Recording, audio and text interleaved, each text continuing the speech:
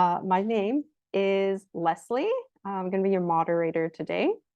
So yeah, I just want to welcome you guys in again. Please get settled and comfortable, and we'll just get started now.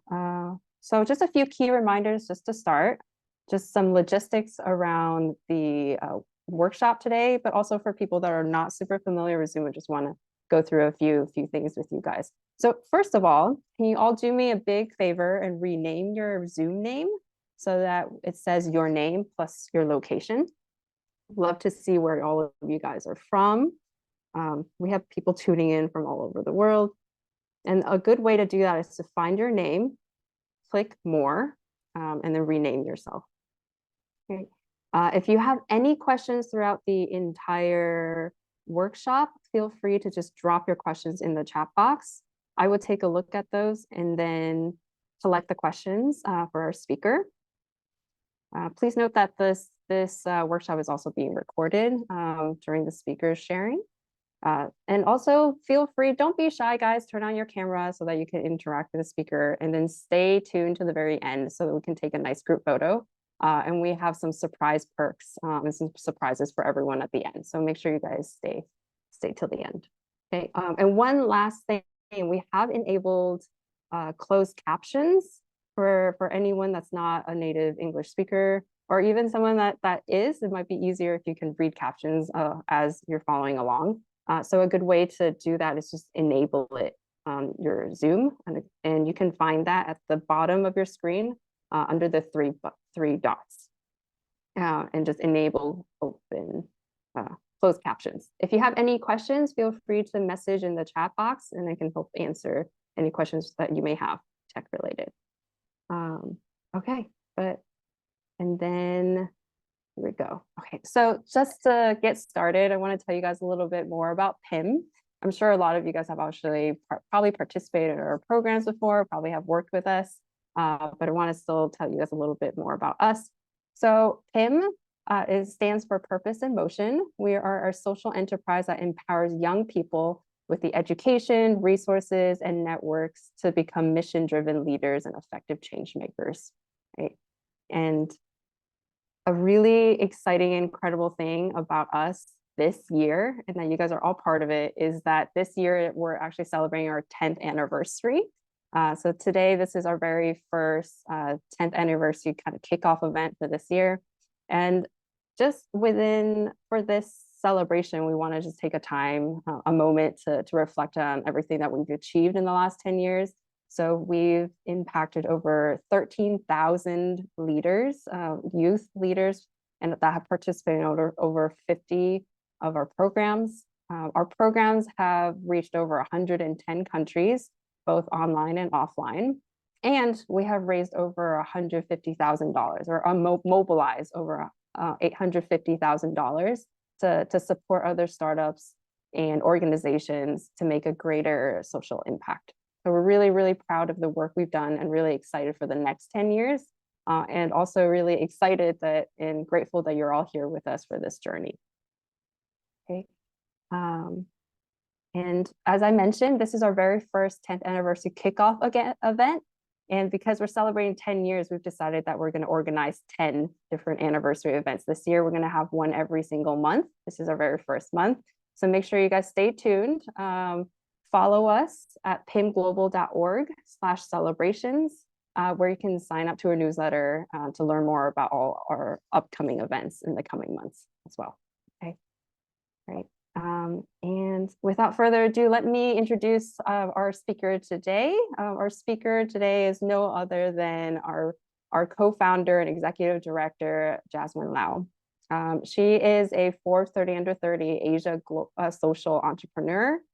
She is part of the Gates Foundation Global Advisory Board, and she did her bachelor's at Yale University and her master's at Peking University. So a really stellar individual, an incredible boss, a very inspiring person. I'm really excited to be here to introduce her. So I will hand it over to Jasmine today.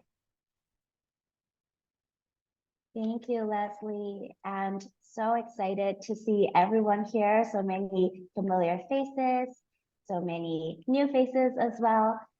So I'm really excited to have this conversation with all of you guys together. So just quickly, just wanted to see if you guys can see the screen and hear me properly. If you can, please give me a thumbs up. Wonderful. Great. So let's get started. Just to let you guys know, today's workshop is going to be interactive, and we want it to be an intimate discussion. So I'll be sharing a little bit about the 3-step framework and some stories about PIM. Then we'll have some time for open Q&A. And then finally, we'll have everyone out in a breakout room so that you can share your stories with each other. So yes, so let's get started. So let's just start with a check-in. I wanted to see how everyone's doing. So if you don't mind typing in chat, just think about one thing that comes to mind when you think about 2024. And let me see if I can pull up the chat here. Oh, I don't know if that's affecting my share screen, but it would be great if you guys can just think about one feeling, one word that you can think of when you think about 2024. Excited. Great. There's so many people excited. Hope and growth. Excited. 5.5G. Ah, that's so interesting. Success, momentum. Wonderful. So it sounds like everyone's very positive about 2024. Is anyone worried? Living and growing. Pleasure and excitement. So yeah, I feel both, right? There's always something that you're excited about and something you're nervous about. That's wonderful. So yeah, so please keep checking in, and also if you're joining late, rename yourself to your name and your location so that we can all know where each other's coming from. So today I'm going to share about the 3 steps to having a purposeful beginning. And the first step to this is identify your why. And I love this quote from Simon Sinek, who's a famous TED Talk speaker, and he writes a lot about leadership. And he says, people don't buy what you do, they buy why you do it. And what you do simply proves what you believe. So he's been looking at many different leaders and many great companies, and you notice that the one common thing amongst the greatest companies and organizations and leaders on earth is that they always know what their why is. They always know why they're doing something, and that's what they communicate with other people. Maybe more average companies tell people what they're doing, but great leaders start with why. And so he shared something called the golden circles, and in the middle of the circle is why, which is the purpose of you doing something. Then outside the circle is the process, how you're doing it, and oftentimes for companies, how you're doing differently from other people. And then finally, the outer circle is the what, the product of results. And he says that the why helps people understand you and support you even before they know what you're doing. And why is often related to your beliefs. And they notice that it's actually something that's fully formed usually by your late teens. It's very much related to how you see the world. And the how and what you do will change and can change, but the why rarely changes.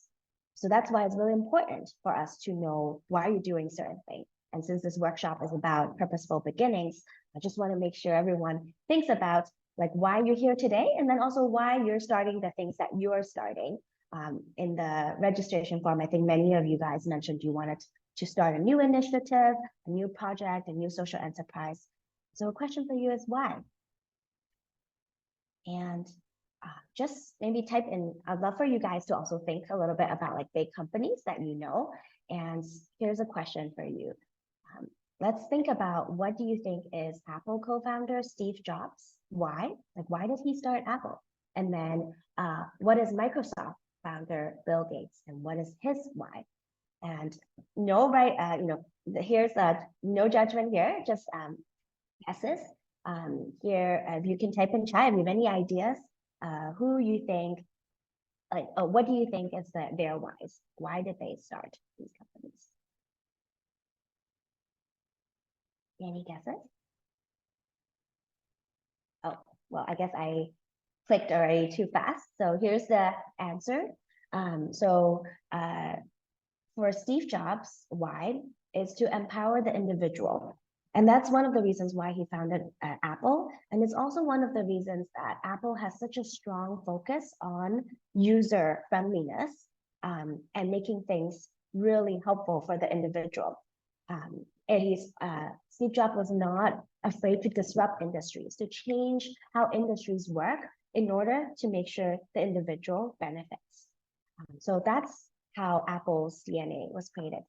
And for a Microsoft founder, actually, even though they might share some of the similar products, Bill Gates, why was different, is to put a computer in every desk and home. And so it's much more about accessibility and inclusiveness. Just having as many, and Microsoft products are quite ubiquitous around the world, like Microsoft Word and these software. And so their why is a little different. It's making it accessible, making it more affordable.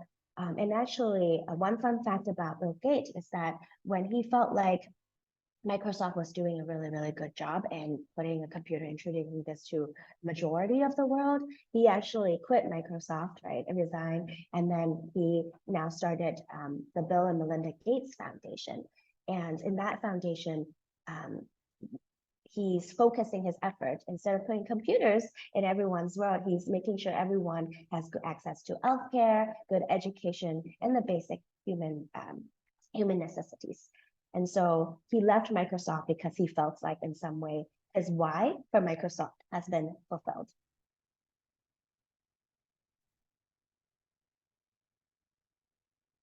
So here's, I'd like to share a personal story about him and why I started PIM. And actually started way before I even had the idea about PIM. It started when I was in high school and with one experience that I had. So I grew up in Hong Kong, and in my high school, we had a volunteer program where we would go and do some fundraising to raise scholarships for girls in rural villages in China, in Guangdong. And we fundraise scholarships, and then we will go to the schools there and teach these girls English. And one of the girls, let's call her Summer, and this is not her real photo, but just wanted to, for the sake of the story, so when I was around 16 years old, I met Summer, who grew up in a rural village, and she had 3 older sisters who never went to high school. And then she was the first in her family to be able to go to high school because of the scholarship. And we spent 3 days together, and I taught her English, and we had a really great bond. And at the end of the day, she told me, Jasmine, I'm so jealous of you. And I thought she meant that, oh, because I lived in Hong Kong and I had a materially better life. But what she said really shook me. And she said, you have the opportunity and the privilege to be a giver and to make a difference. I really want that privilege too. So for her, she doesn't just want to, she's very grateful for the scholarship, but what she really yearns is the opportunity to also make a difference. And that really stood out to me. And what happened was that the charity that we were working with, we worked with Summer and the charity to try to think of other ways Summers could make a difference. So she started a little volunteering group in her own school. They worked with the elderly and with children. And that became something she was super passionate about. So even though she came with nothing and very little money at her home, she was able to continue to volunteer and support. And actually 10 years later, after she graduated from college, she established her own nonprofit organization to give back to her own community and support other girls similar to her to go to school. And so that story always reminds me, and it forms a very fundamental belief of mine, and which is the idea that everyone, regardless of their background, regardless of their wealth, their socioeconomic status, their gender, they should have the ability and opportunity to make a difference. And that's my why, and that's one of the reasons why I founded PIM, because I wanted to create a platform to empower all young people to have the opportunity to find their social purpose and make an impact. Because Summer, someone who came from very, very humble conditions, was able to do it. And Oftentimes when I talk to people, people feel like, especially young people, oftentimes they feel like maybe there's gender, there's stigma, there's wealth, social status, skills, and age. They feel like maybe I'd love to make a difference, but maybe later. So that's why PIM was founded, to create this platform and community to allow people to take action now. And so I'm gonna take a pause here and just wanted to see how you guys are feeling and how you're thinking about your own why. And one reason I ask that is that if you don't know your why, you're here listening to these stories and you feel like, I don't know what my why is. Okay, it takes a little bit of reflection. Most of the times, I would say draw back to your old childhood and things that you liked doing in the past. And if you're really stuck, here's a framework that we can share to help you think about it. And so this is the what we call the Pilot Your Purpose framework, and it's developed by PIM and inspired by Teaching E. And what we talk about your purpose, which you see is in the middle, is the intersection of a number of things: your interests, strengths, impacts, and then on the outside we have two more conditions. So this framework, Pilot Your Purpose, is based on evidence and research around what people find, what are the key factors for job and life satisfaction. So there's a lot of research that has been done on what makes people happy and what makes people satisfied with their work and life. And the few things that stood out is the first thing is that people doing things that they find engaging and interesting. So what we define as interest. And the second piece is what you're good at. So people generally enjoy doing what they're good at. Maybe at a younger age, we work more on our weaknesses, but as we grow, and especially if you're starting your own initiative, it is great to leverage your strengths and your skills. And then the third piece is the work that helps others. There's tons and tons of studies that show that people are generally happier if they help others. So there are experiments that scientists do where they give some money to a participant, and participants can spend it on themselves, go shopping, spend it on experiences, and then or spend it on others. And they find that if you spend it on experiences, you're happier than if you spend it on an item. But but the most happy you would be, the happiest you would be, is actually if you spent it on others, and you feel a great sense of fulfillment and enjoyment that is much more lasting. So those are some of the key things that they found for purposeful work. And then the two other pieces at the end is like additional things that make it much better experience for you. So whether you have a supportive team and the culture around it, and then does this work fit with your personal life?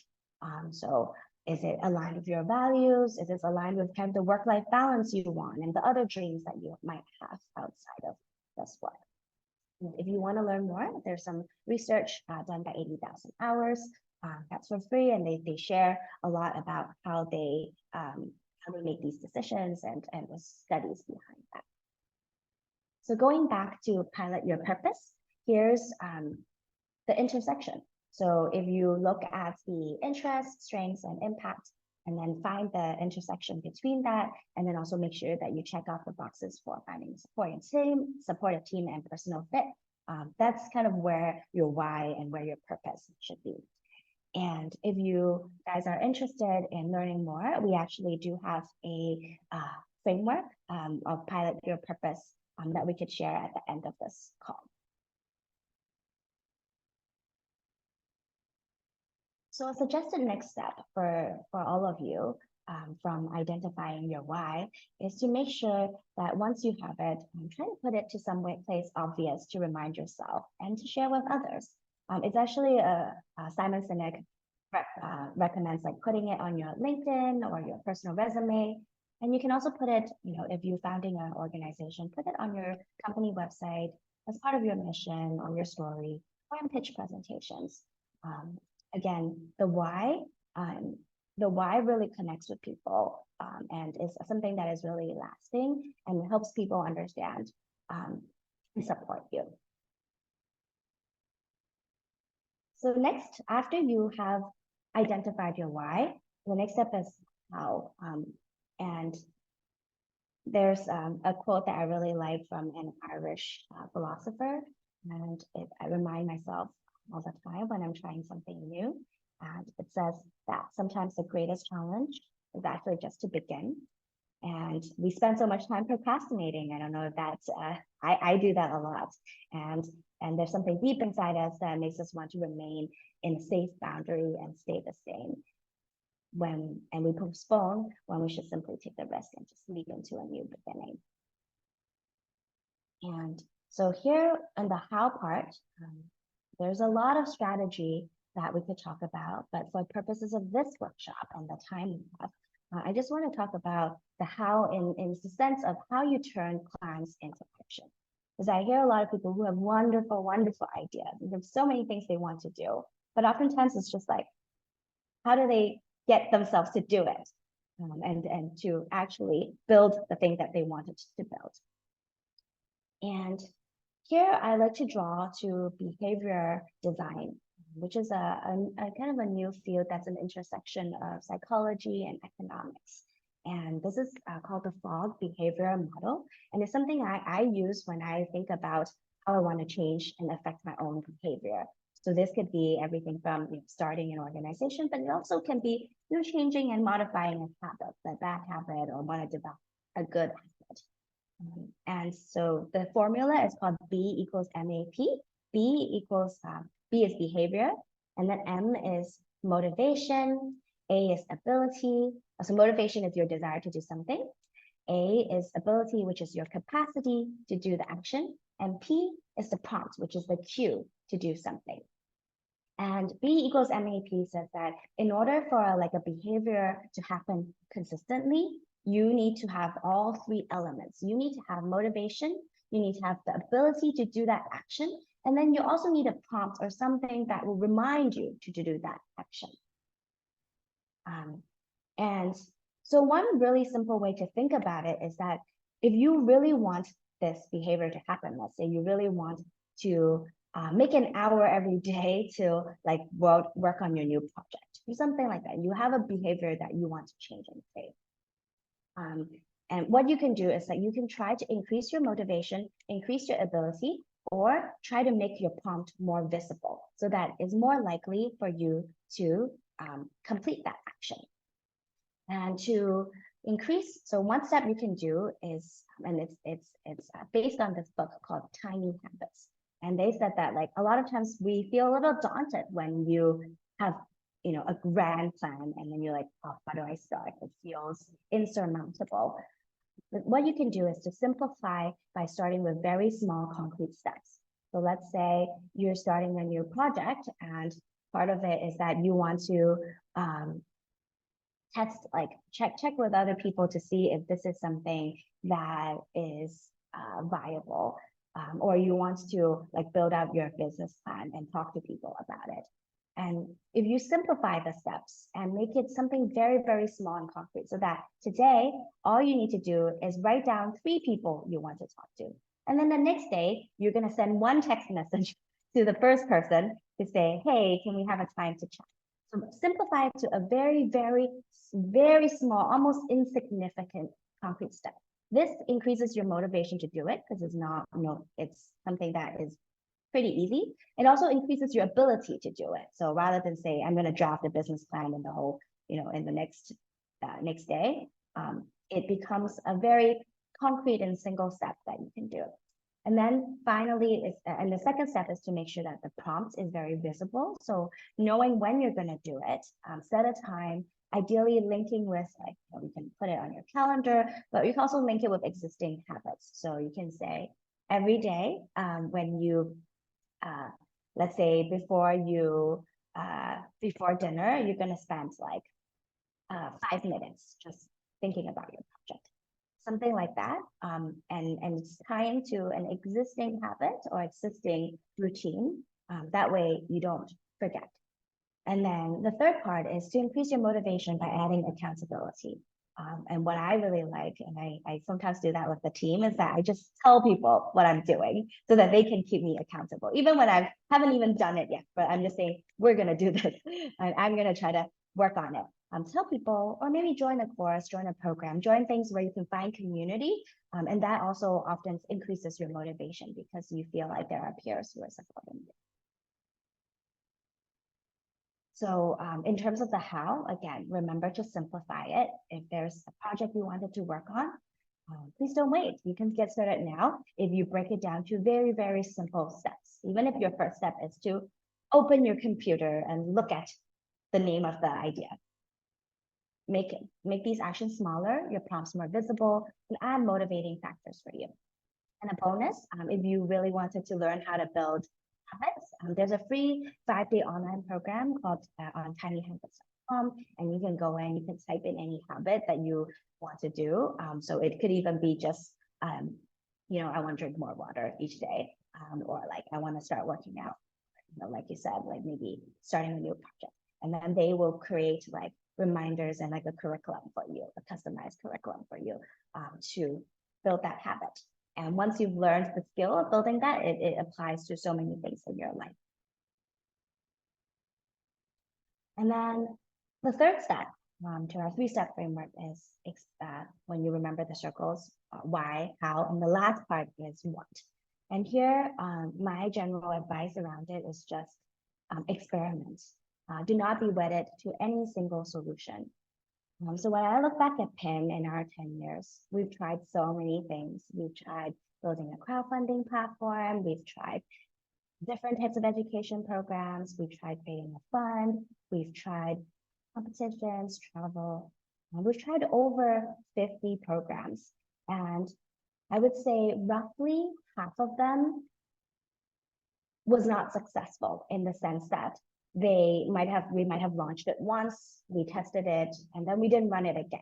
We think that maybe that was good, but like that didn't really achieve the impact. There was also outright failures, like our crowdfunding platform. We built it, and then the China's policy changed, and we're actually no longer able to launch it. So there are different things. So out of our 50 plus initiatives, half of them were not very successful. I would say around 20% of them were repeat programs we ran a few years and a few times. And then there are 2 programs that took us to over 110 countries. So if I knew it when I was starting, I probably would have been a little too fearful to start because it seems like a very huge failure rate for so many things, to try so many things and for so many things not to work. And one thing that I found really helpful in this process of experimenting with what is using the design thinking process. A lot of you guys may be familiar with this, but it is a process that helps you that helps you design solutions that really work. And the process is a cyclical process where you always start with the needs, defining the needs and empathizing with who you're trying to serve. Then you come up with solutions and you prototype it, right? And you test it. And after you test it, you can implement it and get feedback. And then you go back to the drawing board and go back to emphasizing to see how you can improve it. Or if you found out the results are not very ideal, maybe go and start from scratch. And so this process has been really helpful for him and also for myself to reframe failure as just part of the process, as an iteration. And actually, Tim Brown, who was one of the founders of the design thinking movement from IDEO, he says that in some ways, the learning that comes from unexpected failure is maybe more valuable than the success that might have been. And for me, I think that something I always try to remember when something doesn't really go the way I planned is to see what we can learn from this. So yes, for if you're in the process of experimenting in what, just remember to fall in love with your problem, not your solution. And what Einstein had said, anyone who's never made a mistake has never tried anything new. And if you're interested in learning more about design thinking, there's actually a lot of free resources there. One I really like is an online course from Human Academy, and it's a design kit for human-centered design and specifically for people who are trying to work on social and environmental problems. So yeah, that's a lot. And I just wanted to end with a recap of the 3 steps I talked about today. The first step is to identify your why. And if you need resources for that, stay for the end and we'll share the Pilot Your Purpose worksheet for you. And then the second stage is how, and the recommendation is to simplify your how, to make it tiny, to make it very concrete. And remember the FOG behavior model: behavior equals motivation times ability times prompt. And when all 3 things converge, it's much more likely that you're going to complete that behavior. And then finally, experiment with what. Don't be afraid of iterations and failure, and use design thinking to come up with your solutions. So that's what I have. And before we go into breakout groups, just wanted to see if anyone have any questions. Happy to address them here.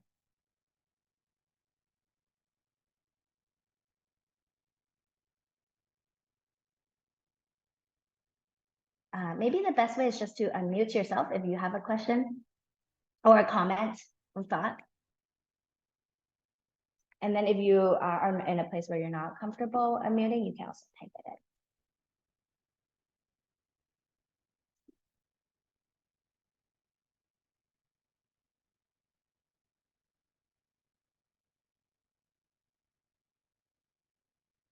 in. Is it just super clear? I just explained everything like so clear. No one has any questions. Yeah, I have no questions. Just I'd like to say it's very good to hear these recommendations for us to be more productive. So I guess it's a clear path to the personal growth and also the success of our projects. Thank you very much. Thank you.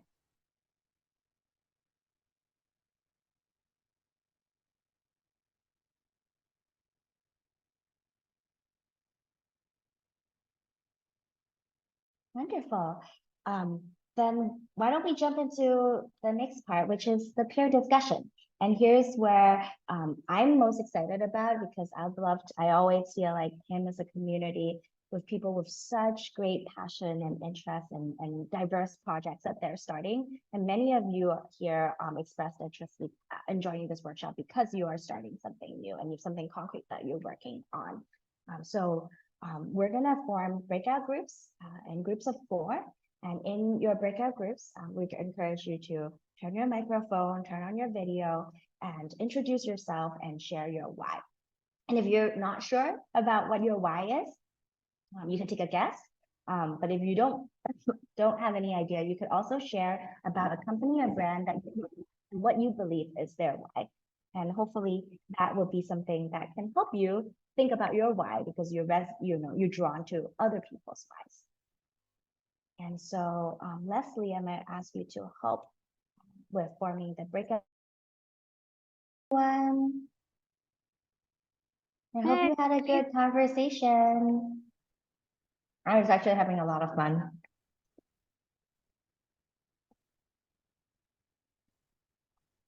We'll wait for everyone to come back. Yeah, so we have a few minutes before we wrap up. So just wanted to see if anyone have any thoughts, any additional insights, or want to share a bit from their conversation in the peer breakout room.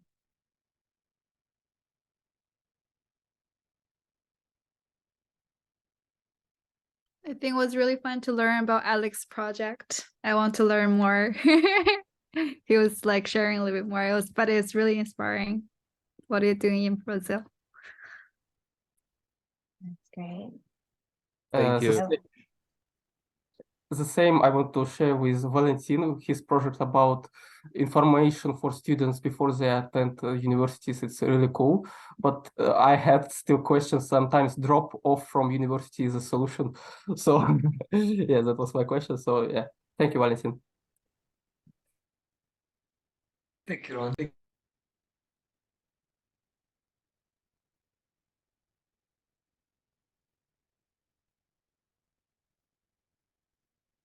Great. Yeah, I think there's just so many wonderful projects out here. And I hope learning about each other's why, like why we're doing it, also helps you connect more. Because it might be that you're working on completely different projects in different parts of the world, in different, with a different technology sphere or different industry. But the why is often things that people, can have in common. So even if you're not doing the same project, you understand why they're doing it, and that's how you can build that relationship. And yeah, so I'm going to pass this over to Leslie, who are going to help us wrap up. Awesome. Thanks so much, Jasmine. Let me pull up my screen here really quick. Well, before we kind of move on with everything, I just wanted to give a big round of applause to Jasmine. I thought this was like a super, super informative and really inspiring kind of workshop. And I'm sure we all felt that same way. And it really helped create this great atmosphere and put us all in the right space to kind of meet each other. And so I really enjoyed that. I hope all of you did too. But I just pulled this up here. If you guys can all pull out your phones and scan this QR code, we'll really appreciate if you can give us a little bit of feedback on this event. It will take you just about 30 seconds, just giving you some thoughts. I will also share the link in the chat box here. In case you're on your computer, you can pull that up. But yes, please fill that out for us. And as you guys are filling that out, I actually wanted to also share a little bit about what I learned with the few individuals I got to speak with in the breakout rooms. Anya, Richard, and Kenneth was the three I spoke with. And I totally agree with Jasmine was saying that even if we're all in different industries, actually learning about each other's whys really, really helped bridge that gap. Like I had just met these three people, but I already feel super close and really inspired by what they're doing. So Kenneth was a Tech for Good alumni. He went from trying to create a project around building like smart houses to now working on something around security and privacy to help protect people's data. Gania is working on a new initiative to help with social and environmental work. So it's lovely to see so many people here dedicated to social impact and all wanting to make a difference. Okay. So thank you guys for that. Thank you for filling out this feedback form.